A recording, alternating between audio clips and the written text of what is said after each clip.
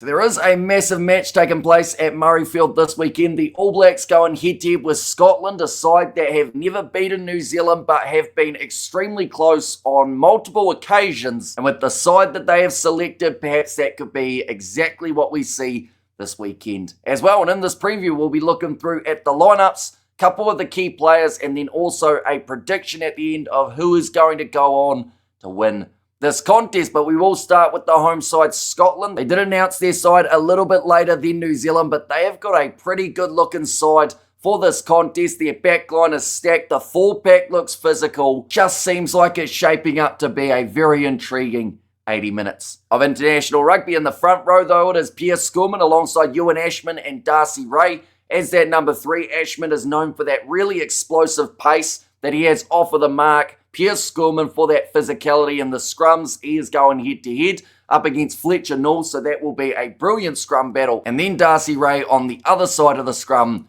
close out this front row. In the locking duo, it is Scott Cummings alongside Grant Gilchrist, who is one of the 2 vice-captains that Scotland have got for this contest. 2 men who are solid in the lineouts. And I feel like the set piece in this contest is so crucial for both sides. We saw New Zealand last week up against the Irish. They got themselves the win. But one part of their game that was really struggling was the lineout. Cody Taylor not quite having his best day at the office. Whereas if they can get it right early here, Scotland with Ewan Ashman, Cummings as well as Gilchrist, maybe that's that little bit of an edge Scotland need to be closer. In this matchup in the loose ball trio, it is Gregor Brown as the number 6, number 7, Matt Fagerson, and number 8, Jack Dempsey. So something similar to what we have seen from Scotland in their past matches, although normally you'd see Rory Darge in that starting lineup. Instead, he will be making his way off of the bench. In the back line, number 9, it is Ben White with number 10 being Finn Russell. It's a dangerous duo. There are probably a couple halfbacks that some would have preferred to see, and in fact, they don't even feature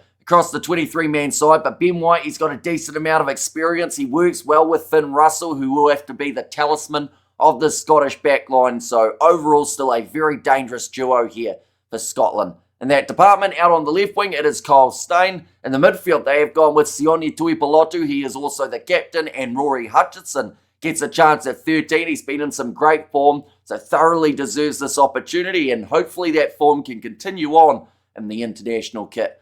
For that man, number 14, Darcy Graham, he has had such a roller coaster of the last maybe 1 or 2 years. That British and Irish Lions tour, finally getting the call up just to end up injured in the first game he played in. He's been in some terrific form though, not just international rugby wise, but also in the URC. So hopefully he has a terrific game up against the All Blacks here. And then at number 15, this is where we do see Blair Kinghorn. Now, I will mention off the bench, we see the 6-2 split for Scotland, and that could be down to what we saw from New Zealand last week. As the match wore on up against Ireland, we actually saw the Kiwis get that a little bit stronger, so Scotland want to finish just as well as they start, give themselves the best possible chance picking up the victory. But moving on to this New Zealand side, they have made a couple changes, mainly due to injury in the starting lineup. Ethan Agroot, Cody Taylor, and Fletcher Knowles, they all keep their spots in the starting front row. Taylor, like I mentioned, not in his best form at this current point in time, but he's the type of player who could have a bad game last week up against Ireland and then have a man-of-the-match performance in this game up against Scotland. It is very hard to keep Cody Taylor down for an extended period of time, and like I said, scrum battle in this match going to be such an entertaining one to watch between these two teams. Josh Lord, he moves in as the number 4. That is rather than Scott Barrett, who is out with his leg laceration. Number 5, Fabian Holland, one of the young standouts for New Zealand. All throughout the year, Wallace Atiti gets the chance at 6 ahead of Simon Parker, with Ardie Savia as the captain at 7, and Peter Larkai slotting in as that number 8. Cam Roigard and Beauden Barrett, no changes compared to last week there for New Zealand. Caleb Clark out on the left wing, Quinn Tupai and Lester Whaiananuku. The big injury of Geordie Barrett, which has left him out not just for this game, but the rest of November. It's a big hit to New Zealand, but it does also mean that we get to see this new combination here, like we did see last week. Number 14, Leroy Carter, and then number 15, this is where we do see Will Jordan. The 5-3 split off the bench for the Kiwis, where Sam Derry, Duplessis Karefi, and Billy Proctor all come in compared to last week's Irish fixture. But those are the starting lineups for these two sides. Now looking through at the key head-to-heads, I think first of all, the first 5 is exactly where a lot of people will be looking. Finn Russell versus Beauden Barrett. Now, both of these men have a lot of experience in that first 5 role. Finn Russell, he has got that vision that seems to create chances for Scotland that almost at the time of sometimes doing them, Finn Russell hasn't even spotted. That is the type of player he is. Really does use his instincts, and if something seems like it's about to be on, he'll give it a go, see whether or not it does work. Beauden Barrett, he's a little bit the same, although he has been getting a little bit more criticism for his decision-making as of late. But both of those two men, if they can have strong games from the number 10 jersey, we could see this game be extremely competitive, quite close, as well as it goes down to the wire. And that is where I feel the loose forwards are so crucial. Next head-to-head, we're going Artie Savia and Matt Fagerson, the two men in the 7 jerseys for this matchup. Everything in this match at Murrayfield for me comes down to that breakdown.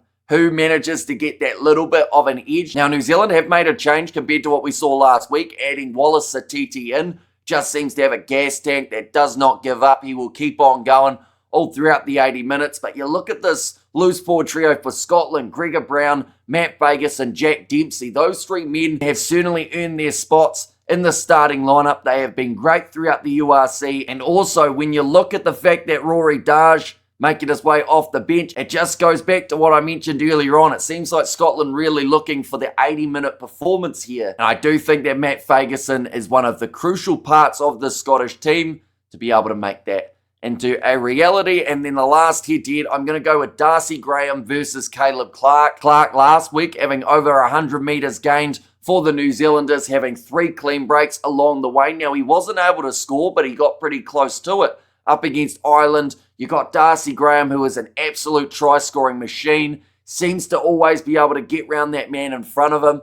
And Caleb Clark's defence will certainly be tested when Darcy Graham is getting a chance down the wing. He also works very nicely with Finn Russell, because he has probably got to the point where he realises that Finn Russell will try things and randomly go for a cross kick or a little grubber in behind. So Graham, as long as he is paying close attention to what Russell's doing at 10, I feel both of those two men could do very well in this match. Now moving on to the previous meetings between these two sides. Scotland have hosted New Zealand 3 times in the last 12 years. All 3 games were separated by less than 10 points, including 2 matches that were separated by 8. The last time that these two sides played at Murrayfield, it was back in 2022. New Zealand able to get the win 31 points to 23. But lately there hasn't really been a runaway game for New Zealand up against the Scottish. We also did see Scotland get themselves the win over the Māori All Blacks in July. So even though Scotland have never beaten New Zealand, there is no denying that they've actually been very close on multiple occasions. And you just wonder, with the fact that they are once again at Murrayfield getting to host this matchup, this would be a massive upset if Scotland could get the job done. But it is looking like one of their stronger sides. Maybe not so much in terms of the regular players you would expect to see for Scotland. Someone like a Duan Whanamurva and Ali Price. No George Horn in this game either, and he was one of the key players up against the Māori All Blacks.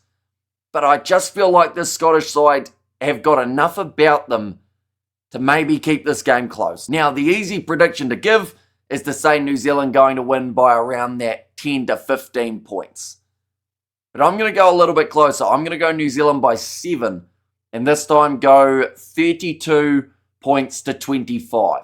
Somewhere around there. I honestly do see Scotland scoring a few times throughout this matchup, which may be a little bit more optimistic than some people are being towards the Scottish team, but they are a good side. New Zealand have selected one of their better lineups, and the reason for that is because they know that Scotland are dangerous. And if Finn Russell is on song and playing a great game of rugby, Scotland look like they can beat anyone. So New Zealand will have to keep an eye on him, shut him down, and try and get their own attack going throughout the 80 minutes. But nonetheless, do let me know who you guys think will be winning this contest. It is kicking off at 4:10 a.m. New Zealand time on Sunday morning. We are going to be doing the live commentary on the channel, so of course be sure to check that out if you did enjoy. Be sure to leave a like and subscribe to the channel too, and I will see you all for the next one.